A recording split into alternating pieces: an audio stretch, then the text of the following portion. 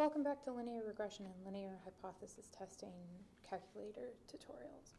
So before we had gotten our linear regression after we had created our scatter plot of our data and graphed this equation onto the line, we also stored it in our calculator. Now, what I stored in my calculator is the big long version, but oftentimes we don't want to write all this down. We want to round. So a good question is, well, what should I round to? Is 0.5 good enough? Do I need to go out to 5.6? Or did I actually need to round it, sorry, not 5.6, 0.516, or did I need to round out even farther to that 1 or this 1 or maybe that 3? So how far out do I need to round is a question. And the way that we answer this is by using the point x bar, comma, y bar. And what is x bar and y bar? Well, x bar is exactly what you think it is. It's the average of all the observed x values. And y bar is the average of all the observed y values. And by average, I mean mean. So this is a pretty small data set. I could do it by hand. However, however, I don't want to do that. So instead, what I'm going to do is I'm going to use the list. So if I go back into stats and I go back into looking at my list, my x's are in L1 and my y's are in L2.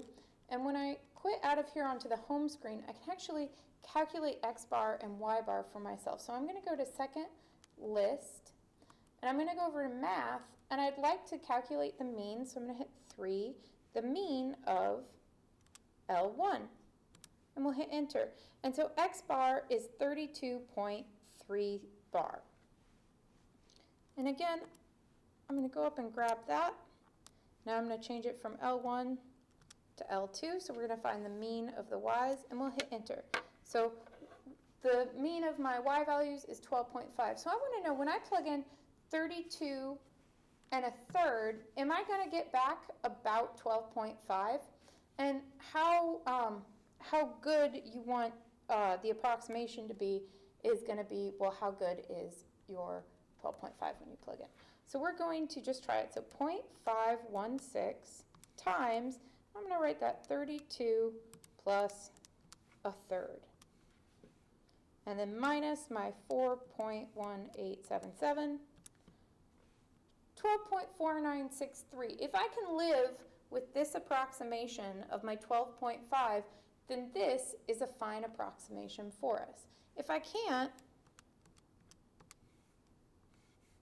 then I can go out and I can keep approximating, until I'm happy. And I'm just making sure I'm typing in that full 3 bar there by just adding in a third.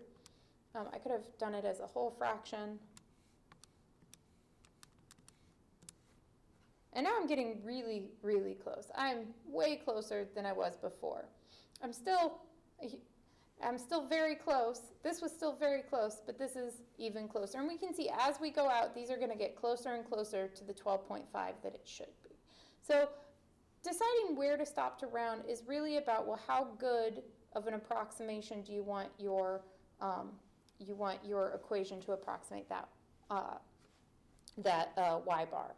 This, if it's truly the LSRL, if it's truly the line of best fit, this point will have the graph cross, or will have the line cross through it. So you can see right here, because I've rounded out, I just have an approximation of my true line, which is honestly close enough for what we're doing right now. All right, see other videos for other parts later.